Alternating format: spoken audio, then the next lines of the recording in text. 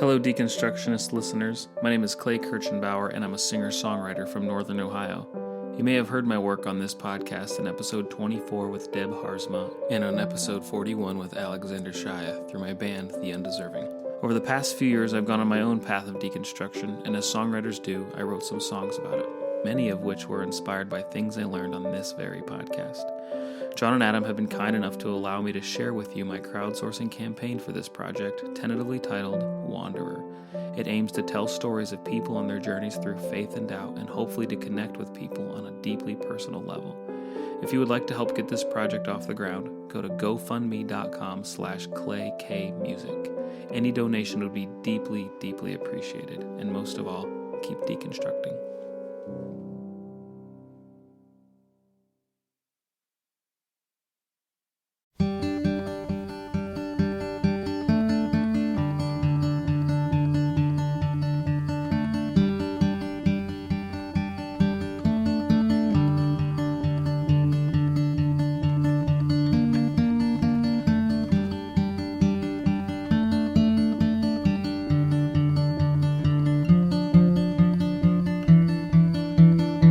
We met by chance on the riverside. Our salt fire danced as our tea leaves dried. She hatched our plans in the... Welcome to the Deconstructionist Podcast, everybody.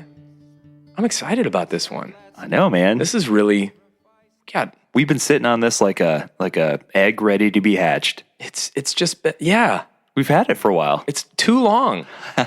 Too long. It's so good. I'm really excited about this. And thanks for joining us today, everybody. I'm Adam Narlock, And I'm John Williamson. and we have got a fellow kind of deconstructionist, reconstructionist, Kind of one of the one originals. of the originals. Yeah. I mean, yeah. Revolution Church and Good friend of Pete Rollins, Dr. Dr. Pete Rollins. Dr. Rollins. Yeah. Man, this is just a great conversation. Who do we got here, John? We got the Jay Bakker, the son of famous televangelist Jim and Tammy Faye Bakker, but on his own accord, Jay has like pioneered quite the career of his own. Oh my gosh, yeah. Revolution Church, and really just kind of what I think is cool is kind of changing the way that you look at church, the way you do church. He did a lot of like church in pubs and stuff like that. Mm-hmm. Before it was like cool to like build coffee shops like in Yeah. every church and Right. make it look like a cafe, you know. He was really kind of like Maybe they saying won't like, know it's a church. yeah, They'll just come in here for coffee. surprise. No, but he was really like, he saw this need early on, and he's barely older than we are, but he saw this need years ago to say like, maybe we need to take a different approach to the way we do church and kind of meet the people. Where they are? Yeah. Crazy. You know what? I think Jesus might have done that. No. No, you're right. That's The Bible's all about how Jesus just chilled That's out in ridiculous. church all day. Right? Went on youth conferences. in his office. Yeah. With his feet up on the desk. He didn't wear shoes. It's fine. No way. No way. Oh man, but yeah, this was a lot of fun, man. He was a really good guy and a lot of fun, and we spent a good time with him, just talking to him about his kind of his outlooks on life and kind of how his faith has evolved and how he's kind of getting into seminary as well right now. Yep. I mean, you know, as you do, you write a bunch of books first, you know, and then you're like, nah, I'll go to school now. Yeah, absolutely. That's like, I want to write a bunch of books. they're good books too, man. Really good. No, you know, the thing I like about Jay is where a lot of people just go to school right away and they fill their head with a whole bunch of just theories and doctrines and ideas and bibliographies and just, you know, stack, you know, idea upon idea upon idea. Jay's got this incredible story that he lived out and got to a place where he started to really understand himself, and he started to understand how much he loved people and how much, you know, even after all the crap he's been through, it's just, you know, spirituality and Jesus and church, we're still somehow going to be a part of that and figuring all that out. And man, that's the mess that I want to hear more about. Yeah. Like that's why I like Jay. That's why he's so trustworthy. He loves people. He's so humble. And how can you not just want to hear what a guy like that has to say? He's not standing at a platform saying, yeah, everybody come listen to me. You know, he's just living it out, man. He's just literally on the ground, living it out, struggling, wrestling, figuring it out. And I love him for that. I'm a big Jay Bakker fan for that reason. Yeah. And I connect to him, I think, because, as a pastor's kid, like you see, unfortunately, any pastor's kid can attest to, you see the good, the bad, and the ugly behind the church and the politics and all that stuff that goes into it. So it's amazing that any of us ended up back in church. Tell me about it. But yeah, I mean, for him to be able to take his story, and turn it around and use it to help other people, I think is just tremendous. So Me too. So let's let him do his thing. Yeah. We'll try to get out of the way. I often get in the way. It's too fun, man. It's too much fun. I'm always having too much fun. Let's have some fun right now with Jay. Without further ado, Jay freaking Bakker. The parasol shade your thumb on my page at my tender age, EastEnders wives.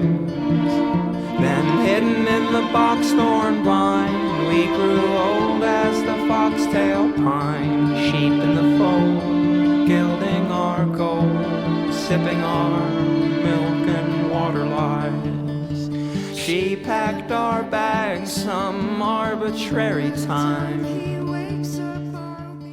Jay freaking Bakker, we've been looking forward to having you on this show pretty much ever since we started this show, and it only took us like a full calendar year to actually make this happen. So hello, and thank you for hanging out with us today. Thanks for having me. Yeah, Glad to be here. I'm surprised.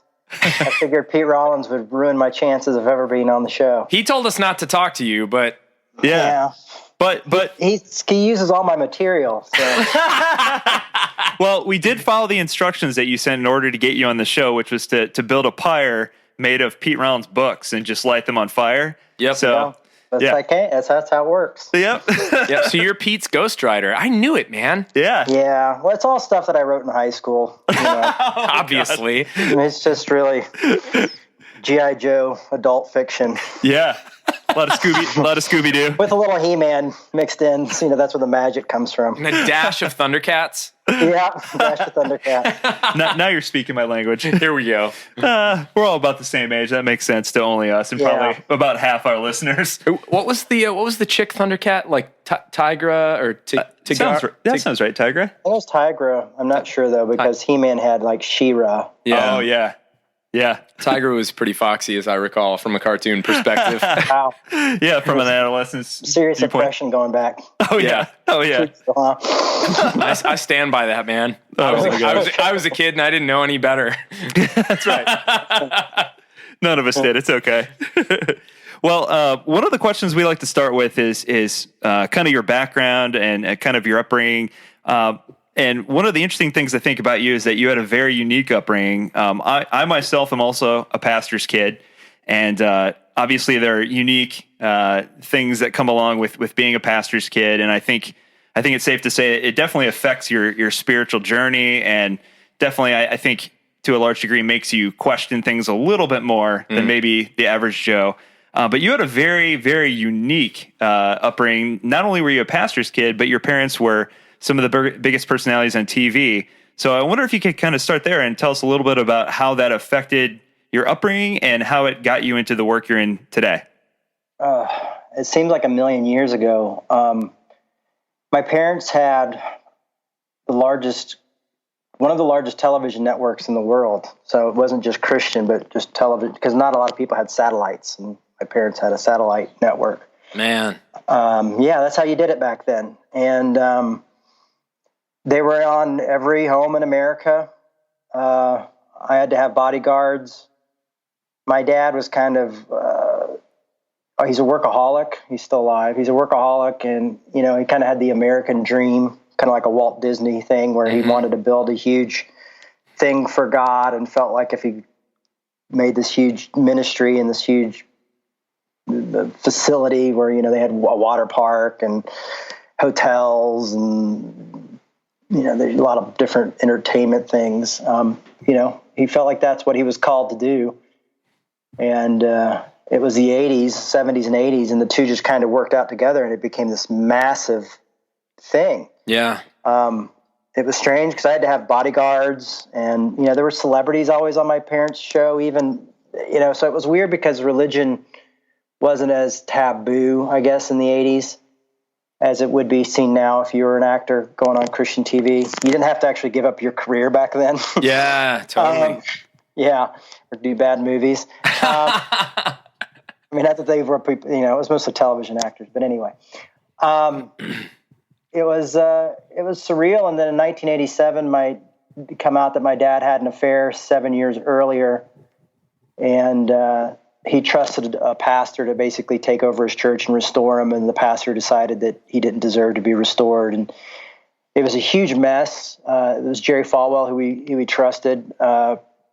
Probably that should have been a no-brainer for him. I mean, come on, seriously. Seriously. And it was a huge American scandal. It was on every television network. It was Saturday Night Live skits. It was, late night television fodder. It was everywhere. Even preachers and pastors were using my parents as examples. Sometimes I would even be in those churches and they wouldn't even, know it. And that was really weird as a kid. So weird. Well, a couple of years later, my dad went to prison. But that all happened when I was 11. My dad went to prison about around the time I was 12, 13, and didn't get out till I was about 18. But so, yeah, that was really surreal to grow up then with my father in prison, and my mother was, also very famous. But also just going to, public high school. I tried Christian high school, but it was too tough. The teachers were just as mean, if not meaner than the kids. Man. Wow. Yeah. So it was, like I said, that seems like a million years ago. I'm 40 years old now. So, it really does seem like a long time ago. Sometimes I even forget that ever happened. Yeah, man. So obviously that had quite the effect on your childhood. All of a sudden your dad is no longer around. And it's striking to me how quickly, what a different standard I think that we hold, almost like Christian celebrities to, or leaders, within church. It's this different standard where if they make a human mistake, how quickly people turn on them and everything just comes falling apart, because clearly this is not, your parents weren't the first, leaders of a church to go through a scandal. We see it all the time. All these mega churches across the United States. It's more often than not, we see things come out and immediately, people turn on them, and that's, almost a career killer. Yeah, it's really strange. It's sometimes I wonder though if it's, the pastors sometimes create such a impossible standard, and evangelicals, their theology is kind of a modge-podge of so many different things, and that is very conservative, and they set up these impossible standards so no one can live up to them. And so when they make the mistake, of course they get thrown under the bus because they've been telling other people to throw other people under the bus. I don't feel like my parents did a lot of the judging stuff. I felt like they were very restorative people, but they, trusted people who threw other people under the bus. And so it happened, and it's weird. It's weird because my dad's back on TV now, and he's very conservative and evangelical, and he was very evangelical back then, but he wasn't as conservative. So just life is really strange. Life is so bizarre, man. Yeah, I don't know how to, it's hard to explain. I don't know. Yeah. We're going to try because this is a radio. Yeah. We're just going to take a couple minutes and just think. No, I'm just kidding. Silence. You're now an author. You have a body of work. You've written lots of books talking about a lot of this stuff. For people that maybe aren't familiar with some of your work, and we hope they get familiar, you're one of those voices that just comes in like a good friend and helps people process a lot of this stuff because of what you've had to go through. How did if you could kind of, spiritually, autobiographically walk us through a little bit of how that made you then look at, obviously this is a podcast about deconstruction. So how does that then make you look at God and church and faith and community and blah, blah, blah? Like what, if you could kind of put that journey into like some of the things that came out of that, what happened? Well, so much of it too is being surrounded by similar type of Christians, even when it was happening. And I felt like Christianity, like God was a very temperamental God, completely different than what I would even think God now. But was a mean, angry man in the sky, keeping tally on my sins and everybody else's sins. And I thought that there was something wrong with me because I thought from what I heard preached, people could live almost perfect lives, if not perfect lives. Totally. Right. Yeah. And so I couldn't do it. And I thought, well, man, there must be something wrong with me. I keep screwing up. And, I see a psychiatrist to this day. I suffer from mental health issues, and I really feel like a lot of it came from that, like just oppression and brainwashing of being perfect. And, also at a time when my parents were on television, the expectations that even were around that. But yeah, I just thought God hated me. So I basically eventually gave up, but it happened through when my dad got out of prison, we didn't get along very well. He sent me to Arizona to be a part of this thing called Master's Commission, which is like this Christian youth leaders group. I don't even know how to explain it. Wow. You the homeless and you do human videos and you do this type of thing. And I didn't really work out for me, but I started Revolution with 3 other people somehow. Yeah. I started church and they're like punk rock kids. And this was 20 something years ago and maybe 22 years ago. But even then I felt like I couldn't live up to these expectations that were put on me by Christians around me and other Christians. And I thought it was about how I lived my life and it was about moral principles and pleasing God. And so I just gave up. I quit the ministry and went and got a job at the Gap. As you do. Yeah. Yes. And had blue hair and was trying to get sober and was just kind of done with the whole thing. And a friend of mine started telling me about grace and started telling me about Martin Luther. And I had no idea. I mean, I'd heard of Lutherans before, but I had no idea who Martin Luther was. Yeah. Yeah.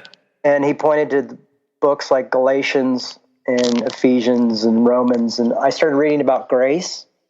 And I was really shocked by it because I had felt that I had never been told about it. Man. Wow.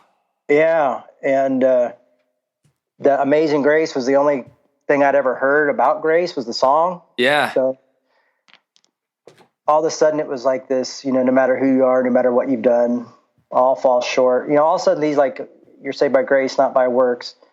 Even this stuff my theology has grown out of all that. It's a different place now, but at that time that was just like having shackles taken off my wrists. Oh, dude, that's awesome. So I never got into the really crazy conservative stuff, but it got into my head enough to where it tortured me. And it took me years to kind of break free from that. And I still find it, now I'm going back to seminary. I still find that struggle of even reading Tillich and God, being the ground of all being, not a being. Right. And, going are you sure this isn't a somatics, or there's something, even just those little things like that of God having to be something. Yeah. Right. Because I was raised in a certain way to think about God and hear about God. So here I'm like, oh, well, there's no hell, but God's still got to be something, right? Pete Rollins, really did do a huge shakeup in my life. Him and I'd say my ex-co-pastor, who's now doing his own thing, Reverend Vince Anderson out in New York. Those 2 guys really challenged me even more so. But my biggest influence before that were Brennan Manning, Oh yeah. Yeah. you know, and then I read Brian McLaren Oh yeah. Mhm. and Henry Nouwen, and you know, all these guys were like, and all of a sudden people started saying, "Oh, you're an emergent guy," and I didn't even know what it meant. I didn't know what emergent meant. I didn't know what postmodern meant. I didn't know, but I know all of a sudden I was talking about grace, and people were telling me that that's what I was. So, you know, I knew names like Brian McLaren and Tony Jones and things like that, but I never had met the guys, you know, but I was told that was my Freaking heretics, man. All of them. yeah. All of them. I didn't know. Dirty heretics. Very dirty heretics. You know, I mean, it was basically guys who were rebelling from a church structure. I mean, pretty much the white church structure that allowed no questioning. That's right. Yeah. You know, and all of a sudden these guys were like, we're stuck in this really conservative, middle class, evangelical, very white, controlling world. Right. And we were going, why? And they were going, well, don't ask why. You're not allowed to ask that. So that kind of, you know, I realized that that's what was happening. Now that I look, you know, looking back, I see that that's what was happening. I think maybe that too is why there was not as much diversity as we would have liked to seen in the emergent church at the time. But anyway, that'll probably make people mad, but that's okay. It's just what I saw.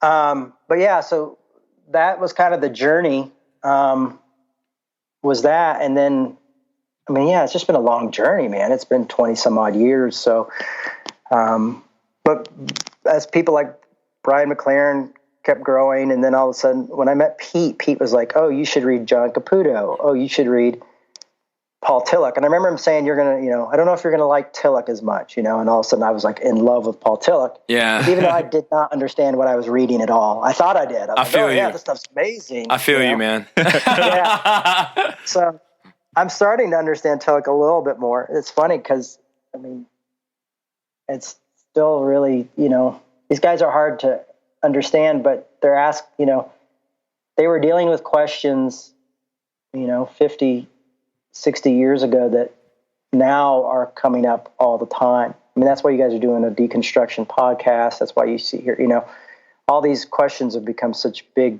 you know, big questions. And for me, I felt a little bit more comfortable when it was like, does God really love me? And I could be like, yes. You know, now it's like, where is God? Is God exist? Yeah.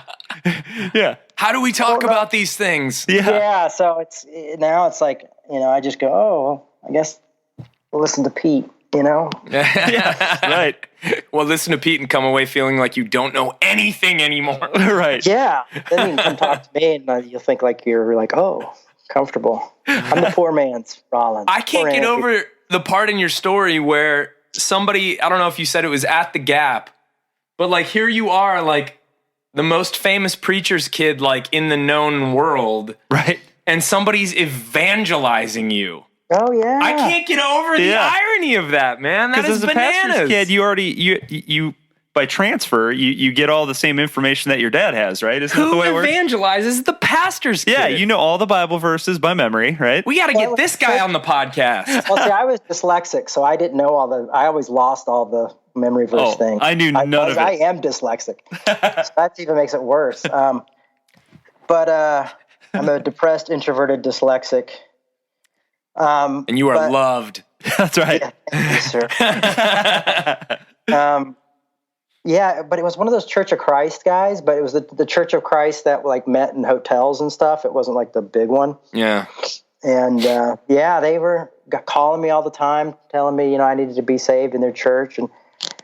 But I could usually tell them what they were at a certain point. Oh, you're Church of Christ. Oh, you're this, that, you know. Yeah. 'Cause I remember like a year later that happened again, and I was at a movie theater. And then I started having like this theological discussion with this guy, and I don't know, I became obsessed with theology. It's funny is that I've only taken 3 or 4 classes in seminary, but I've owned every single book when they go, oh, here's the book list, you know, because I just started going and buying books. Originally, I would just start going to the family Christian bookstore and just buy everything I get my hands on. And then I would go to the used bookstore and get everything I get my hands on, even if I didn't know what it was. And, you know, just so mostly self-taught stuff, you know. Yeah. And it's weird because they'll say, like, do you have this book? And I'll be like, that sounds familiar. And I honestly have not had to buy one book yet. Dude, that's amazing. That's so funny. You're in good company, man. That's kind of how we roll. I see you guys got a lot of books. If people can see. That's Adam's bookshelf. It's just a secret passage, actually. None of those are real. You just have to know which one to pull, and then the door opens up to my whiskey cabinet. That's right. Where the real knowledge can be found. Yeah, that's the real gold. Yeah. Jack Daniels tried to kill me, so. But yeah, my wife just made me sell a bunch of my books. The house was starting to look a little like a library.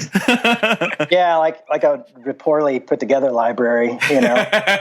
See, like a used bookstore where the manager just gave up or died. You probably at least have bookshelves, though. Unlike Pete, who just has stacks of books in the background, which I love, and I hope he never changes that.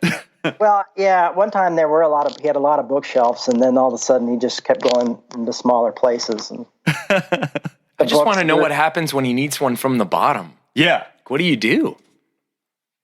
Well, that's elfin magic.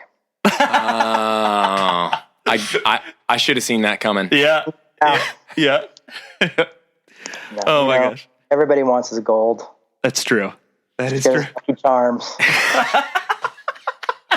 By the way, because you're such a close friend, we'll have to share this with you. But I made a Pete Rollins Halloween GIF that I'm really proud of. I forgot about that. Yeah, Vampire Pete Rollins. So yeah, we'll send that to you. Yeah. Oh, do. Yeah, Pete Rollins is my best friend. A lot of people don't think we hate each other. I mean, honestly, on Twitter, people are like, "Do you guys hate each other?" I'm like, no, it's just I guess I do really well with the Irish because that's how they show love is by you kind of give each other a hard time and love it, bust each other's chops.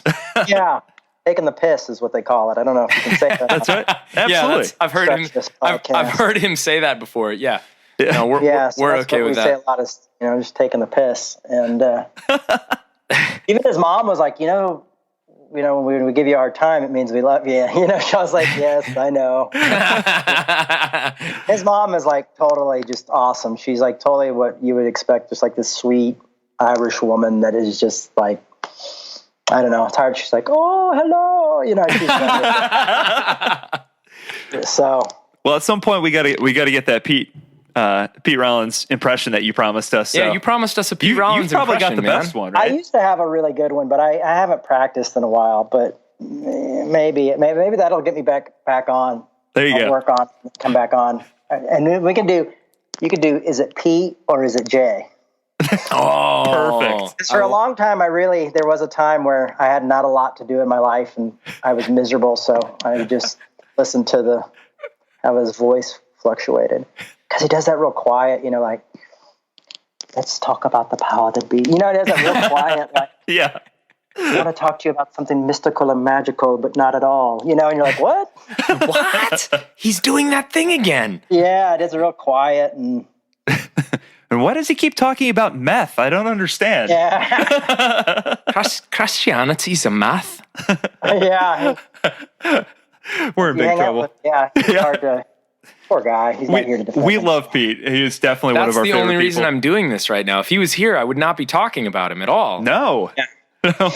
Of course not. Oh, gosh. That's all we do is just text each other all day about how much we hate each other. So that's great. Like good Irish brothers. That's right. Well, one of the things that we love about Pete and we love about you, and you already mentioned, is just this whole aspect that you mentioned that's kind of taking shape and form, maybe started with Emergent, maybe it was before that, whatever, but like just questioning. It's gone on a long time, but yeah.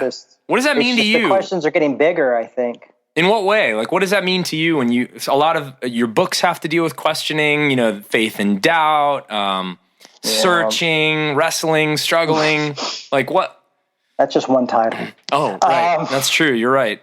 No, I have one book that's like 15 titles. And I was like, can we just set it down to like 1, no 2? And they're like, no, long titles sell. I was like, okay. Okay. For me, I guess questioning came along.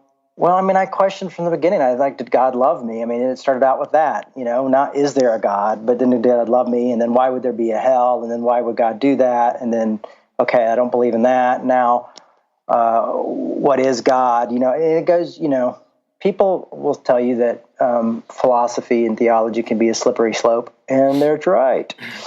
It is a slippery slope, but it takes you down to a lot of questions. But like me and my dad hadn't spoken and hadn't really hung out in quite a few years. And recently he came up for my son's first birthday. Oh, yeah. And it was really, it was challenging.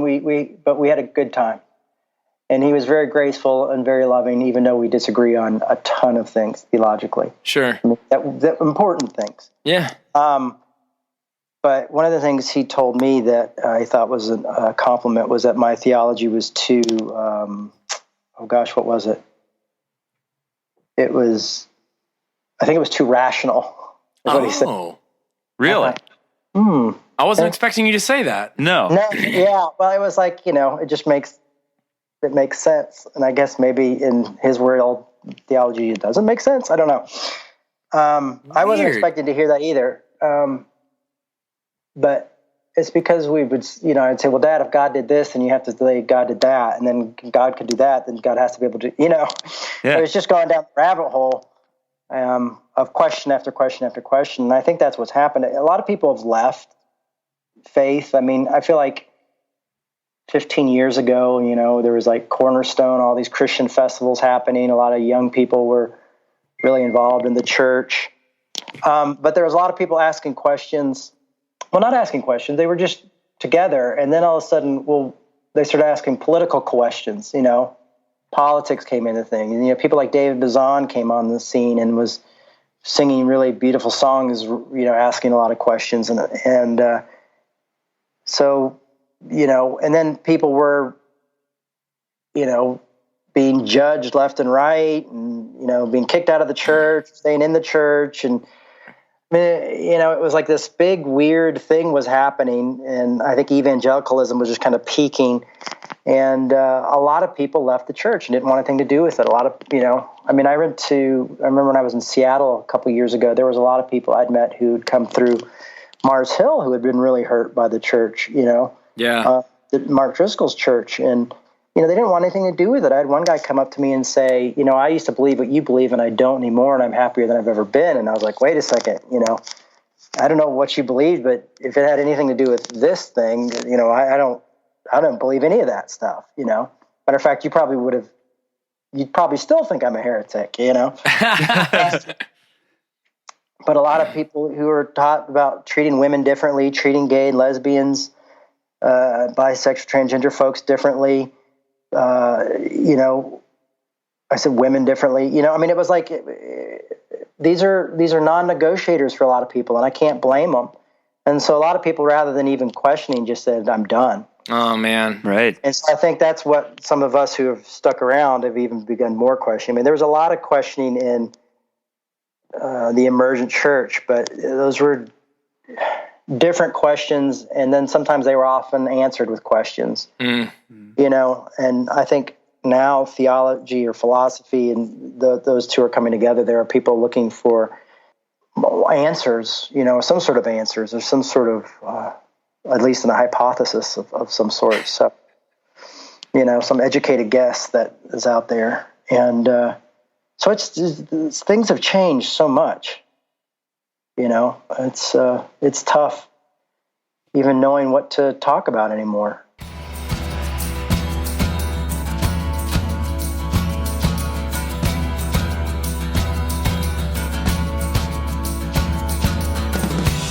My savings soon were spent, so in the veils of early fall, under tables covered rent by packing bales of barley straw, with efforts held to circumvent the watchful eye. That's a really good point, actually. Yeah. One of the things that I heard you say in another interview that I thought was really interesting is you brought up Cornerstone, and for those of us who are probably a little bit older, because I guess it's been gone for a little while now. It's gone? Oh my gosh. Yeah, it's gone. Yeah, that's what happened. Yep. So, but that used to be the festival that you would go to, and I identify with a lot of the I guess you would refer to them as Christian punk rock bands that I used to listen to as well, and you mentioned the fact that you used to speak at places like this, and I remember you saying that you got in trouble for preaching too much grace. What the heck? Like, no, what? constantly. Like, I mean, I would sometimes have people want to fight me afterwards. I mean, it was this weird thing. Like, I'd found out this secret, and I mean, I was preaching just almost basic Lutheran theology. Yeah, like, and people would get so angry because they wanted to still have that God that was in control, or that God that was angry and righteous and self-righteous, and then because they think of holiness like the Puritans think of holiness, like having to do with being clean rather than actual being set apart or whatever. It's been turned into something else. Right. I've distorted Christianity. And so they would get really upset with me because I said one time, I'm like, you can't long to be holy. You're made holy, blah, blah. And this guy was like, come on, And I found out later, I kind of answered the guy, but then found out that he was the guy who booked all the speakers. Oh. Yeah. That was my last time there. But my crowds got bigger and my tents got smaller. So it was always really weird at Cornerstone because I really had kind of this like-dislike relationship with that. And it was really weird because I just went to this thing in Chicago, this festival, and saw a lot of the guys from Cornerstone. And it was nice because none of us had anything to worry about, nothing to work on. Our theology didn't matter. We were all older. And so it was nice to see some of those guys in that way rather than kind of like, what's going to happen, because you want to be at Cornerstone because everybody's at Cornerstone, Sure. You want to be at these events because everybody's at these, I was other events. But as soon as I became gay affirming, all that ended. So all that was cut off for me before it started dying. So when was I that? Probably had a few more years anyway. When was that? Gosh, early 2000s. wow, man. I'm trying to think the exact year. Probably 2004, 2005, maybe earlier. I don't remember exactly, but everything stopped. The church was really peaking. We had a staff. It was actually becoming a church, which was so bizarre to me. Yeah. We had insurance and we had a building, but we had a staff and we had an office and it may literally, I was like, I don't think it's a sin to be gay. And it was just as though what happened to my parents, all of a sudden it just went, it was like, wow. Everything was canceled. Yeah. Everything. I didn't speak for a year. Man. Everything. And then I moved to New York, which was probably the best thing that ever happened to me because it was like living in a different world. But I was in Atlanta, Georgia at the time. Oh. I just watched the church just dwindle. Wow. And then there were other revolutions who didn't necessarily agree with me. There was a few of us, and that was tough on them because I was seen as this figurehead. And that, didn't work very well, but we tried it. When you try to agree to disagree on something that important. Sure, man. Yeah, I get that. That well. And, I deal with a lot of people asking me that, well, can't we do this? Can't we do? I'm like, well, I'll tell you what I've seen is that, it doesn't work. And for me, I don't think I could do that anymore because of my conviction runs so deep. Sure. Yeah. I wouldn't want to be a part of something where someone's not fully welcomed. Yeah, sure. I get that, man, for sure. Yeah, so it's been really, that was a long time ago, and since then I've been now, that was, golly, 10, 11, 12 years ago. I was curious. Yeah, no less relevant today. It reminds me a little bit of we've had Greg Boyd on a couple times, and a lot of what you're saying goes back to something that has really been helpful to me. I didn't really know his theological approaches before we started this podcast. He was another one of those ones where we started doing this thing and a whole bunch of people are like, man, you got to talk to Greg Boyd. He's got a lot of great perspectives, and the whole faith as a packaged unit Right. versus like the concentric circles model, and how so many people have so much trouble dialoguing with faith, or finding any peace in it at all, because it's always this package model thing. And if you question one thing, like the story you just gave about, you know, becoming gay and lesbian affirming, and, you know, then people are like, well, how do we relate to you? Because now it all falls apart. Yeah. And I think that we would all do well to take a page out of Greg's book there. And it seems like you've done that, where you're able to converse with people that don't necessarily agree with you. I know John and I are trying our best to kind of do that. And I don't know, just an observation there that a lot of what you're saying goes back to that packaged faith versus concentric circles kind of way of looking at it.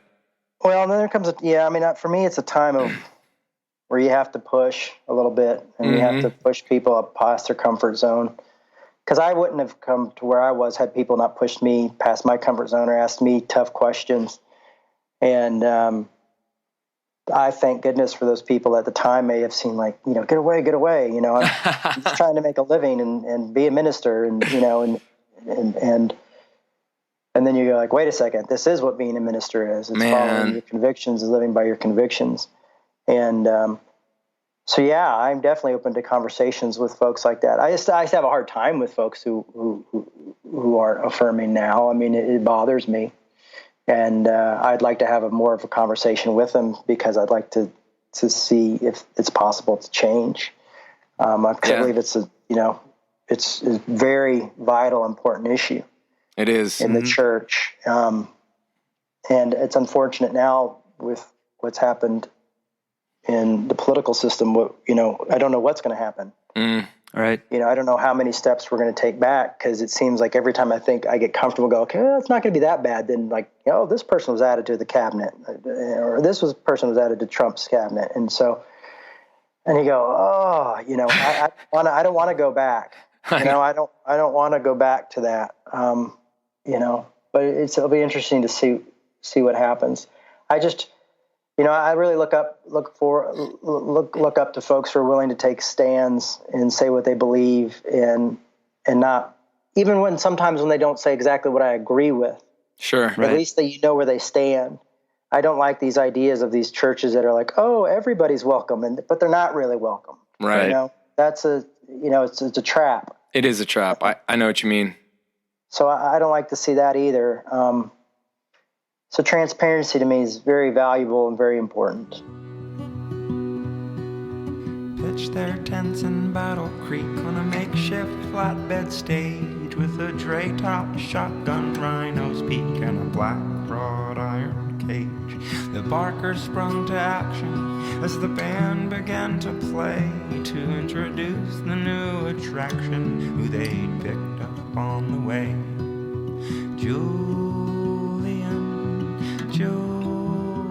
So what do you say to people out there right now in this time of kind of uncertainty when it comes to, you know, certain social issues? What do you say to people in regards to how can they maintain a world where we are inclusive and we are loving and that sort of thing?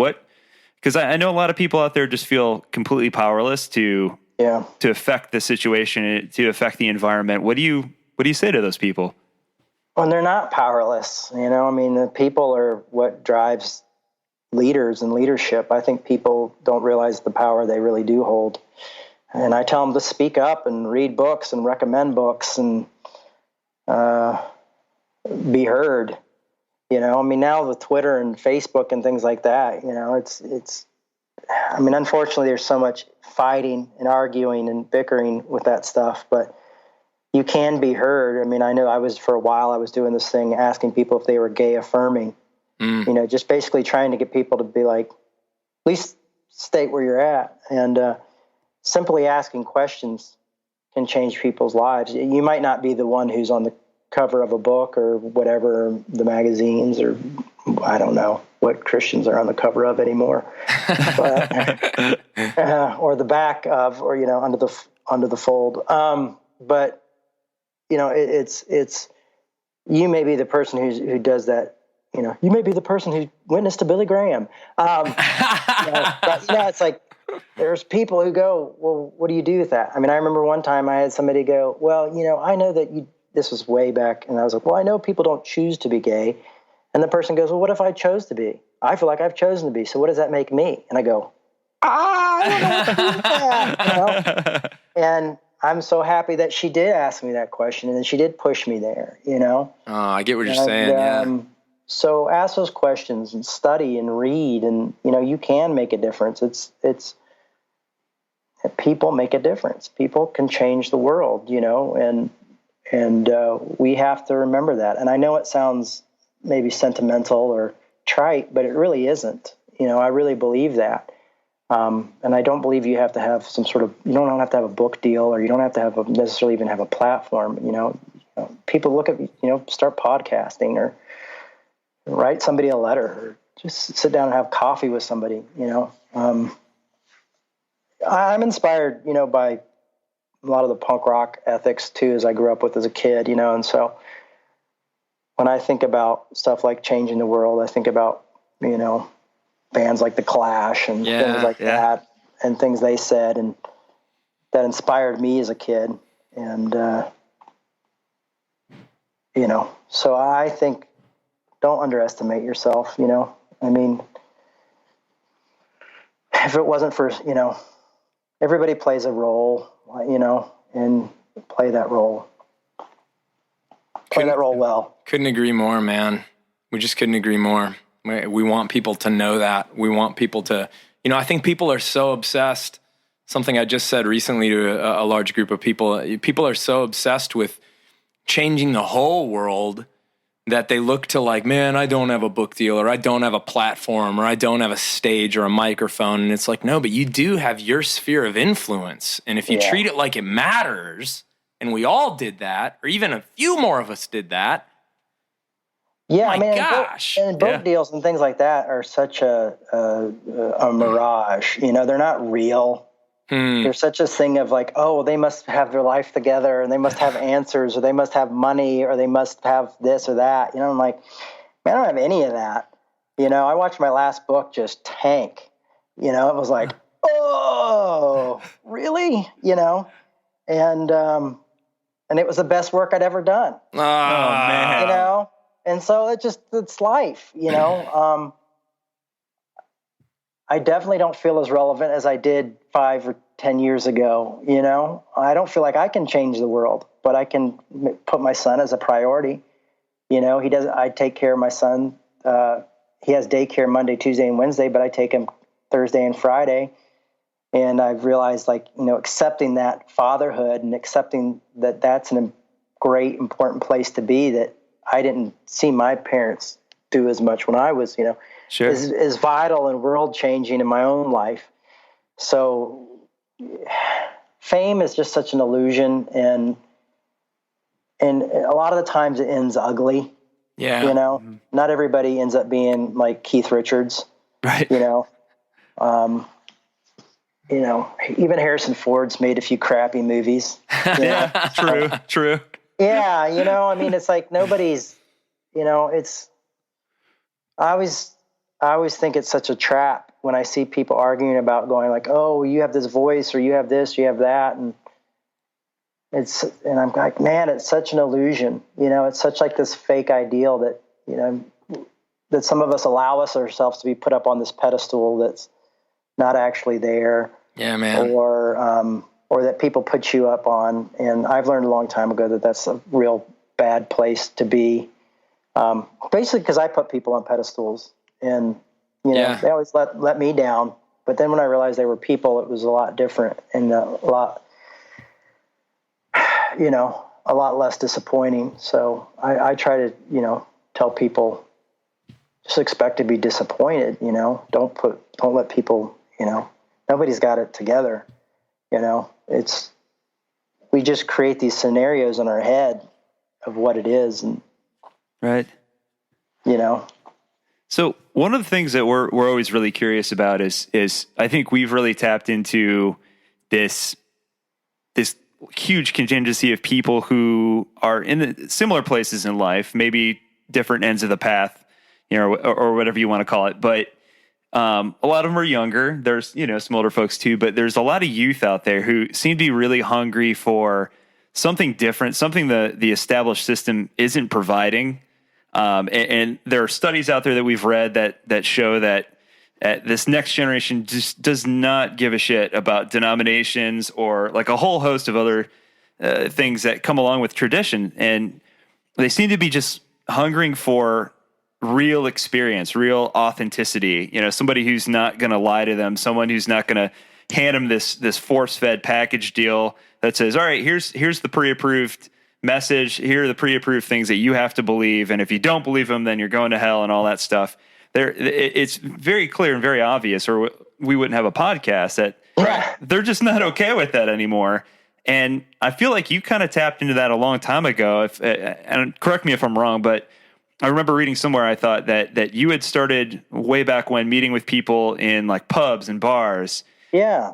And to me, that just, it feels like that's where Jesus would have been, right? Like, well, it definitely felt that way at the time when I was doing it, I mean, people had questions too back then. I mean, the questions have just gotten bigger. Like you said before. I mean, that's why you're deconstructionist.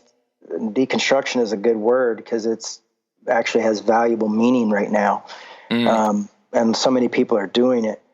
But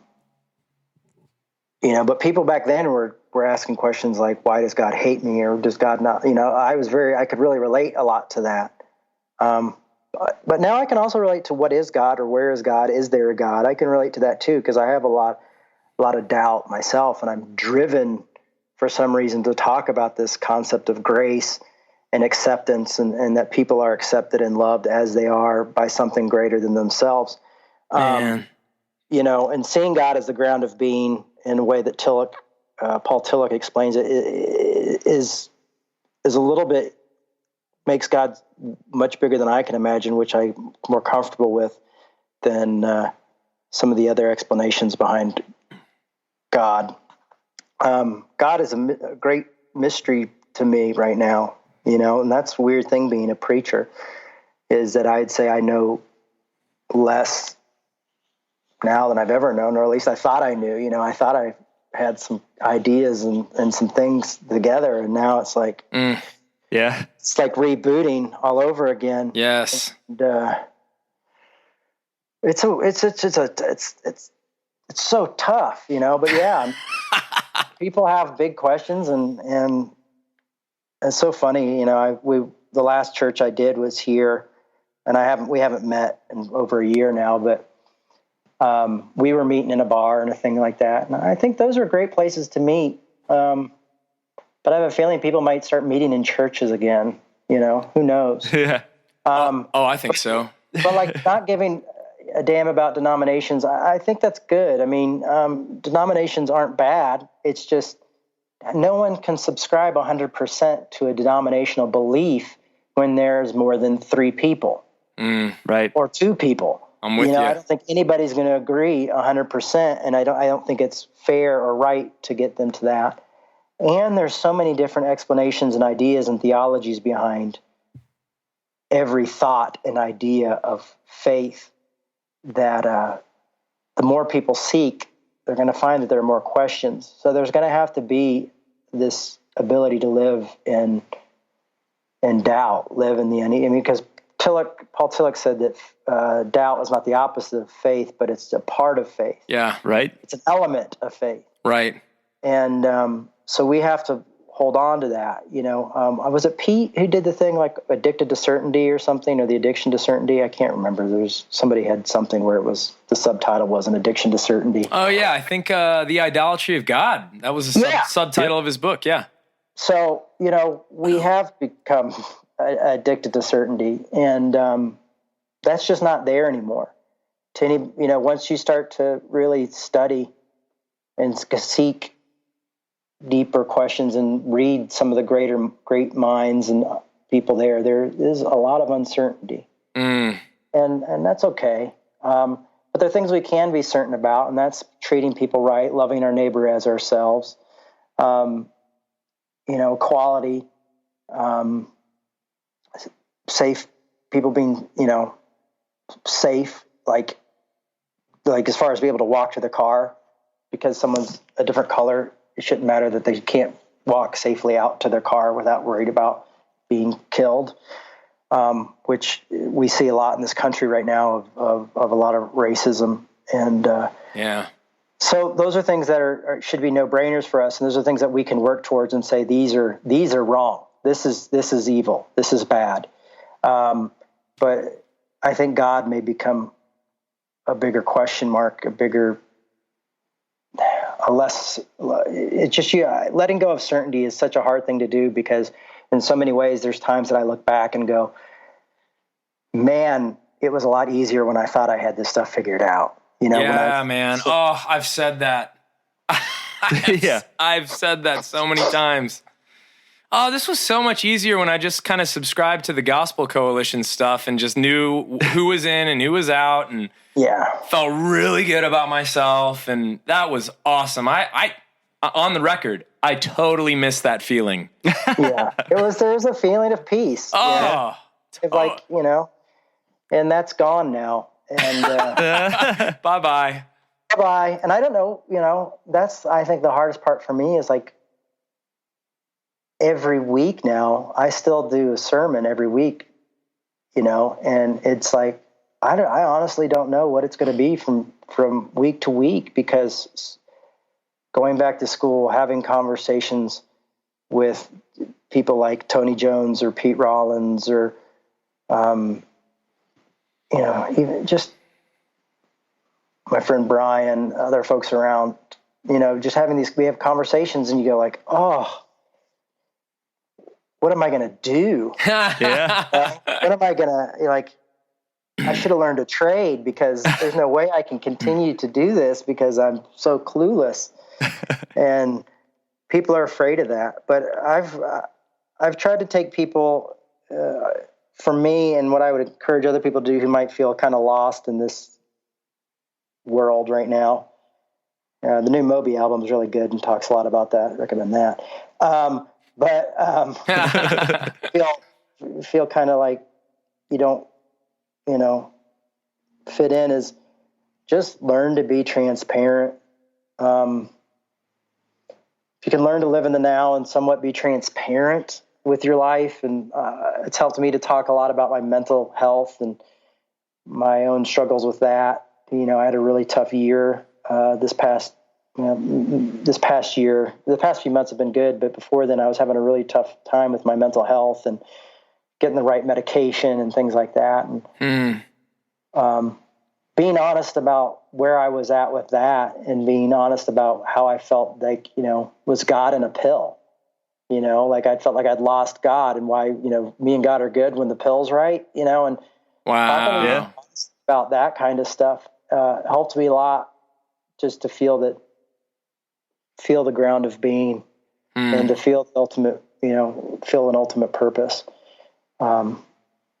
So just having to get used to that foundation seems to not always be solid, and that's a tough one to get used to. Yeah, I'm with you. We did an episode actually on mental health earlier this year, and I struggle with the same issues. And I'll tell you what, must have been the year. I don't know. I also was struggling, and it was ironically right between 2 weeks where we were doing a massive amount of interviews. So, oh wow, yeah, so Hell week. But that wasn't technically Hell week. October was hell month. Yeah, Hell month over here. But well, nice. Well, it's good that you guys are having Hell month. Yeah, we had Hell month, man. It was fun. Yeah, it was so much fun. But I mean, that's to be able to continue to work. I mean, that's kind of the great thing about, I guess, our society today too, is those things being a little bit less taboo. Oh, for sure. Oh, yeah. And that we're going to make them less taboo. If someone's not, we're going to. And absolutely. I can imagine talking about that 10 years ago in the church, or 12, 13 years ago, because people had unrealistic expectations. But now being able to be a human being and say, I don't know, or I have uncertainty, or I don't know if I believe in God, or today I don't believe in God, and people go, what? That's a problem. Yeah, it's just, I think I wish people would have been more transparent and honest with me as a kid. I think I wish that I would have seen more of that in the church. Yeah. Even still in some things that I read, it's like, I don't want to, I want to see the darkness and hear the darkness and be a part of the darkness, because life can be a really dark place. And it seems really dark right now. And I think it might be the thing that keeps people curious about theology right now. I agree. The darkness that we're in, and might make the church somewhat relevant if we can take the place of being as Martin Luther King Jr. used to say, the church is too often the taillight rather than the headlight. Oh, man. Oh, wow. And if we can take the position as the headlight in this time, of what seems to be extremely dark times, maybe we can be relevant again. I couldn't agree more. Yeah. I hope you're right. I don't want to be an opportunist. I don't like that. I'd to have been my job to be a lot different. And, but it is what it is. And so now we have to kind of move forward with where we're at. Yeah. It's like we wish we didn't have to have this podcast. We wish there weren't millions of people out there that didn't feel like they couldn't ask questions and have conversations and wonder what it's like to be fully accepted and embraced by a community that just wants them to be honest about where they are and who they are. And we wish we didn't have to do that. But you know what? I'm really freaking glad that we get to do that at the same time. So it's like, Yeah. Yeah.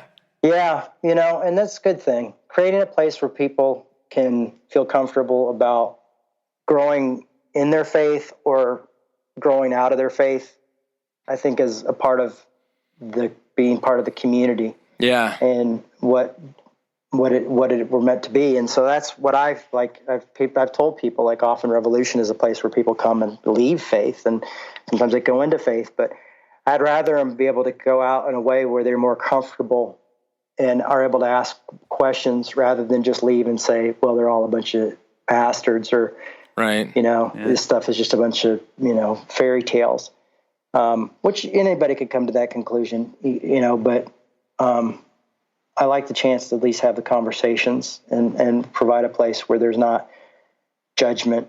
And that's real tough. It is. Yeah. Yeah. It is. Well, we want to be conscious of your time, and man, we really appreciate you coming on. This was a lot of fun and worth thanks, the wait. Man.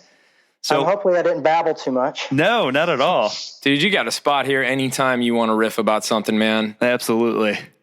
Thanks. You got good stuff to say. Well, before we let you go, and why don't we leave people with where to go to find your work? Keep up on top of what you're up to, and hopefully we can sell at least 2 more copies of that book that you said that bombed. That book that bombed was Faith and Doubt. There we go. You mean this one right here? Yeah. That's it. Booyah! If I could redo that book, it would be Faith, Ampersand, and Doubt. But it's just Faith, Doubt, and then that's the one with, in other lines I've crossed, Walking with the Unknown God. It's like 3 titles. And I'll be honest with you, I don't think I've ever admitted this on publicly. That Pete Rollins came up with all 3 of those titles. Oh, yes. And they used all 3 of them. He got them from Rob Bell, man. Yeah. I'm sure he did. Maybe Faith and Doubt might have been me. I don't know, because I have a tattoo to my hands. But you got it afterwards. We all know that was afterwards. I think so. It probably was too. I can't even tell you what time is anymore. But yeah, that book, Faith, Doubt. If you want to, you could probably get it for like 90 cents on Amazon. So do that if there's 2 people out there who are curious. Definitely do that. You can go to revolutionchurch.com. We just have a Tumblr page right now, but you can listen to all of our services there for free.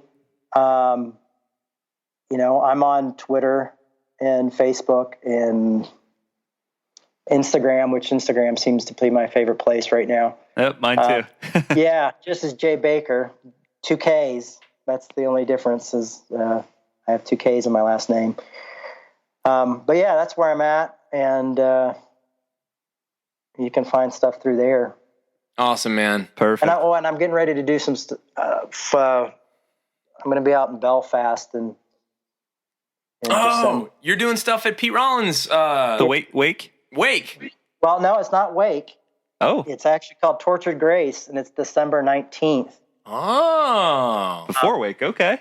Yeah, it's before Wake. I'm going out to Belfast, and Pete put it together, but it's just me speaking. Dude, that is awesome. That's really I'll be talking about some of the stuff we talked about here, about my family, and about what it's like to be a father and deal with the issues of my father being so different. Oh man, that's good stuff. We'll share that on social media and yeah, please do. Yeah. Oh, we will I made a for sure. Video for Pete, so I'm doing that, and I speak. So if you want to have me come speak, definitely. Perfect. You can do that too. You can find me anywhere through revolutionchurch.com or through my Facebook or something. Awesome. Well, thank you, man. Thank you so much. We'll definitely do this again real soon for sure. So okay. This is costing us our friendship with Pete, so you know we love you. Yeah. So now you got to come on where he would have been on. You got to fill in for him now. So. So that's like what, 20 episodes, right? Yeah. But you have to do it in his accent. That's the deal. Okay, I'll definitely do it in his accent. Man, thanks so much, Jay. This was a blast, Jay. Keep doing what you're doing, man. Will do. It's important. Thanks, guys. Yeah, absolutely, buddy. Take care. Yep. Catch you next time. If you'll improve, we'll all improve. Look how soon my arms won't move. Oh, 60 feet, my feet won't move. If you'll improve, we'll all improve. 40 feet, my legs won't move. If you improve, we all improve. Fill our den with acorn mass. Awake before the salmon pass. 10 foot more and nothing moves. Well, all right. That was fun. As if it's not always fun. Come on. I love hanging out with Jay Bakker. I know. I love hanging out with Jay Bakker. We left the video on for that one too, so we could see his cool hat. Oh man, yeah, absolutely. That really was like a hangout. It was like afternoon tea with Jay Bakker. And funny because that was the beginning of what I like to call our series on video interviews with people who we've interviewed for so long that we've literally watched the sun go down in the background. Yeah, that was fun. So then all of a sudden it's just Jay in the dark, much like Pete Rollins in the dark when that happened last time. I know I said it on the intro, but it's just so good to be around people. And I hope this place fosters the environment where more people become like this, where I become more like this, where you become more like this, where there's just not an air of, I need to be anything other than what I am right now. It's just like figuring it out, like very inclusive, very loving, very just open, and just you can say what you need to say. You can just be real, be yourself. This is where I'm at. Yeah, I am who I am, and that's enough. Yeah. You know? That's the vibe I get from him. Even louder than anything he says propositionally. It's just I think that's the important part about his work. Yeah, and he does have a really sweet hat collection. Yeah, he does. Did he show us his toy room too? Yeah, it's awesome. I wish we could get it. I don't know if the video recorded on this or not, because we might be able to get like a screenshot of that and ask Jay if we can put it up. It was pretty epic. It'd be a nice little Easter egg. I know. For everybody. Jay's toy room. What a cool guy. Everybody wants one. That's what it comes down to. Basically. Well, we did have to break up with Pete Rollins in order to have this conversation, though. That's true. That was the one condition. When we first reached out to Jay, he said, "Okay, I'll do your podcast on one condition. You never talk to Pete Rollins again." We were like, okay. Done. Yeah, sure, no problem. Did we ever get him? Because so we did this interview a long time ago, and our condition was sure, we can do that, but only if you bring your best Pete Rollins impression. He hasn't done it yet. Oh, boo. All right. No. We're going to hold this episode hostage until he does it. We should. Man. We'll release it. You bring your Rollins impression. You know what you got to do. You know the other cool thing about this, too? Because I know this is probably true for every guest, but I can't wait to have Jay Bakker back on someday, because somebody like him that's learning all this new stuff, like, he's going to be a completely different person if we interview him in like a year he's reading like Tillich now. He's like into all these ideas. He's like bursting at the seams with all this excitement. And it's just like, I wonder what that conversation would sound like if we had it like a year from now. Like, Yeah. he's just, that's so cool. That's like, I don't know. It's probably how we should look at everybody. Like we're all in process, but Yeah. yeah, I'm just rambling now. No, I love it, man. That interview speaks for itself. That was just a great conversation. Well, I actually know the band this week. So we have a band that has been around for a while, who I really enjoy. Talk about a band that's gone full circle and evolved over time. Me Without You. Oh my gosh, yes. So like went from like kind of like heavier, kind of like louder kind of stuff to like really out there, cool acoustic music. Yeah. So talk about, a band that kind of fits the episode. So some of the songs that are off their most recent album, I don't have the name in front of me, unfortunately, but you can check our show notes, and as usual, we will put them on our Spotify playlist. So we'll put that link out again so people can find it. But feel free to join along, follow our Spotify playlist, and we update that every week, depending on who the artist is. So Absolutely. yeah, good Fun stuff. times, man. As always. This was a long time coming. Jay freaking Bakker. Yep. Well, until next week, everybody, we are your hosts. I'm Adam Narlock. No, I'm John Williamson. Keep at it, everyone.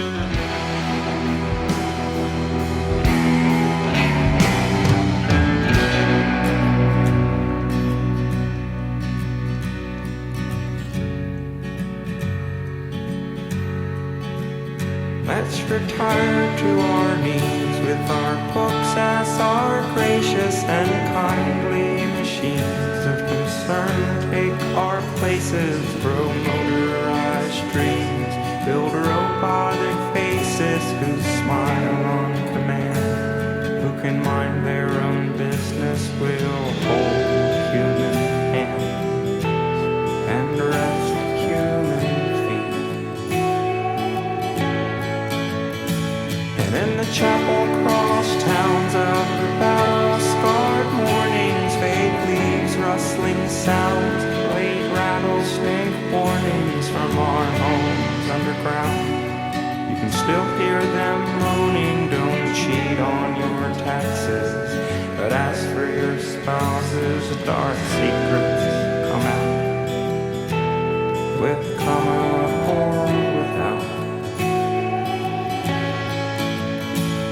When the tired young knees of your father walked out, oh Lord, I disbelieve, but increase thou my doubt. He sat down in the leavelessness 1,000 more times. I went back on my word, but I won't go back this time. Neither bondsman nor free, but a newspaper salesman who moves about words. Death to us part if our prayers are unheard.